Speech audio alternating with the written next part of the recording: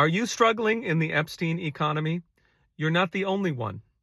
Trump came in claiming he was going to create a manufacturing renaissance, and instead we have an economy built by criminal billionaires for criminal trillionaires.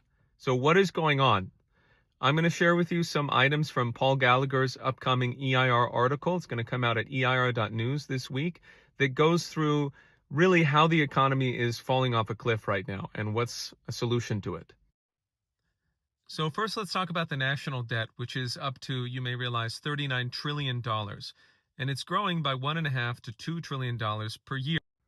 The U.S. government's budget is $7 trillion a year.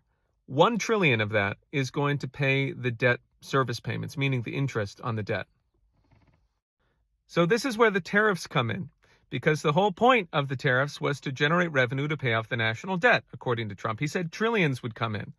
Last year in 2025, $264 billion came in from tariffs, which is a lot more than it was in previous years, but is still less than 1% of the national debt.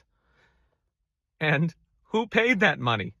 The Kiel Institute in Germany just released a study about a month ago, where what they showed is that 96% of those tariffs monies are being paid by American importers and consumers. So these are taxes on the American people, which is also completely unconstitutional, because it is the U.S. Congress that has the right to levy taxes and not the president. How about the jobs in this economy? In 2025, we reported 584,000 new jobs in the United States.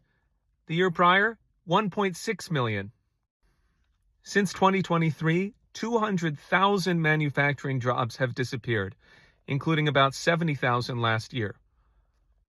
The Institute for Supply Management, which tracks factory activity, reported 26 straight months of contraction.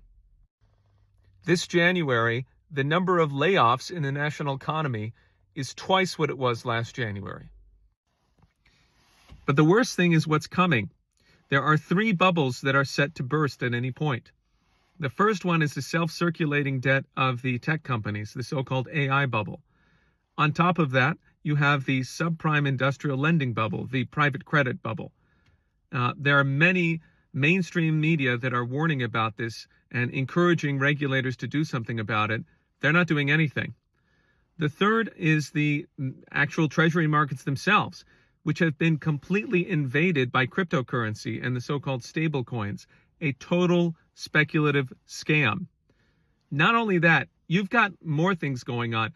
The mortgage delinquency rate among office spaces